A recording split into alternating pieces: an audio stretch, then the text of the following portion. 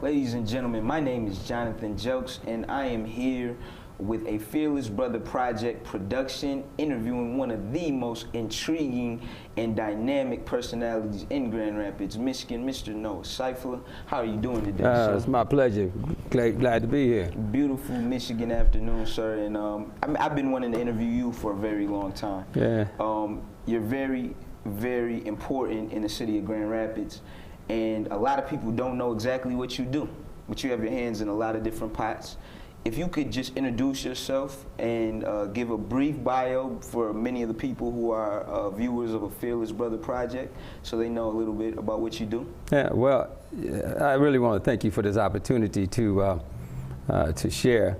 You know, the kind of work I do, a lot of times you work in the shadows and everybody be saying, I know you're doing something, but I just don't know what you're doing. Yes, sir. But you know, I've been a lifelong resident of the city of Grand Rapids. I was raised under the family name of Potts. I came from the family of the Potts. And then as I grew up and, you know, had my trials and tribulations coming up as a youth, don't apologize for any of it because all of it contributed to what I am today. And had an opportunity to get informed on the religion of Islam. Mm-hmm. And at that point, I changed my name to Seifullah, Noah Seifullah. And I tell people a lot of times, they say, well, did you change? I said, no, my spirit and my soul is still the same, but my aim is different. Mm-hmm. So when I was young, I had one kind of aim, but I still had the same energy, I had the same determination, had the same tenacity. But as I began to get a different vision on how you can exercise yourself in life, I took that same drive, same vision, same tenacity, and aimed it in a different direction.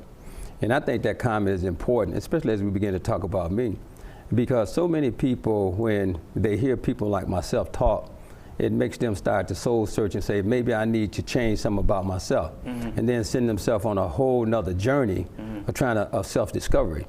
When in actuality, you know yourself from the very first time you come into a level of consciousness. And so the fastest way to success is that don't try to remake yourself, because you are who God made you. Really, you're just in the process of discovery. You're not going to change any of that. So, but what you can change is, where do you focus that energy? Where do you focus that view, that value that you have? And when people learn how to, one, become comfortable with themselves, and then take and know how to aim it toward goals and objectives that are germane to them, and I always say, stay close to your nature. Mm-hmm. You know, if you got clumsy fingers, there's no sense of you trying to pick up little screws and trying to screw them in a hole. That's not your calling. So you stay close to where your nature is. So yeah, I grew up in the city of Grand Rapids, ultimately got a bachelor's degree. Mm-hmm.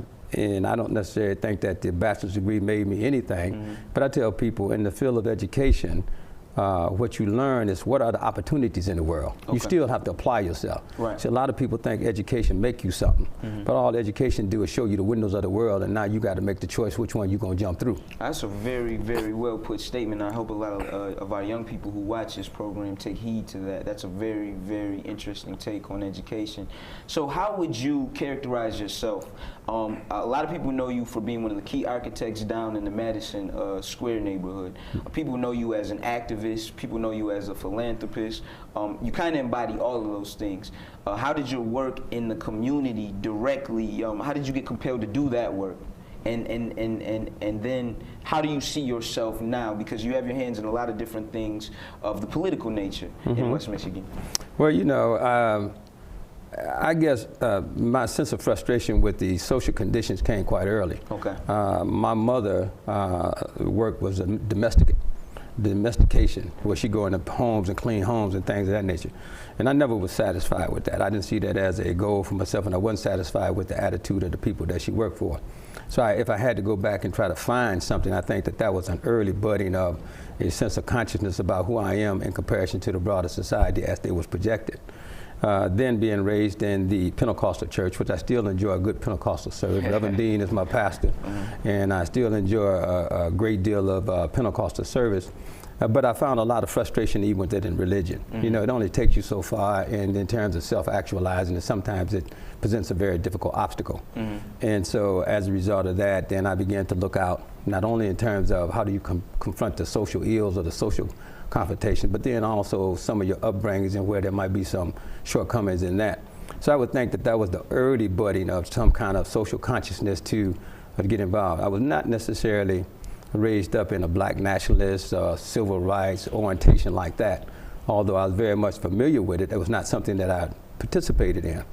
However, in coming up and having those two situations I explained in terms of my mother's work, experience in the church, I'm struggling to find out where do I fit in all of this. Sure. And then as a result of extensive reading and exposure to different things, interacting with a lot of people, you begin to learn about views and ideals that other people have.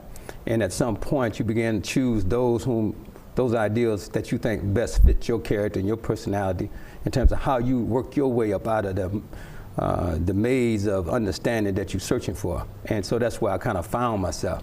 So I can't really say, well, look, I had this kind of epiphany, yeah, and then all of a sudden I discovered I wanted to get into activism. I think I was on a journey from the day I was born, and then that journey became clear to me as I got into certain situations that challenged my concepts about life and my understanding. And then as I began to make selections on which way I go, then it led me from one thing to another. That's why it appears like my hands are in some of everything. I tell people all the time, and a lot of young people are like, well, how did you do that? I said, well, I don't have a plan. I didn't sit down and say, well, today I'm gonna go over here and I'm gonna build some houses. As a matter of fact, the 3-ward system that we have in the city of Grand Rapids now, I designed that system. Really? And it's been in place as of this day going on almost, I'd say 30 or 35 years. At one time, African-American people could not get elected to political office in the city of Grand Rapids. Some people who are old enough to remember, I ran for city commission. So once again, that's another one of those journeys where I began to challenge the status quo and say, we don't have to be like this. Right. I didn't go out with no black power flag or anything like that. Right. But I said, but we don't have to live by the status quo. Right. So I ran for city commission on a couple of occasions, and I seen that the vote, the way the demographics of the neighborhood was designed, excluded us from the process. Well, it outweighed our vote.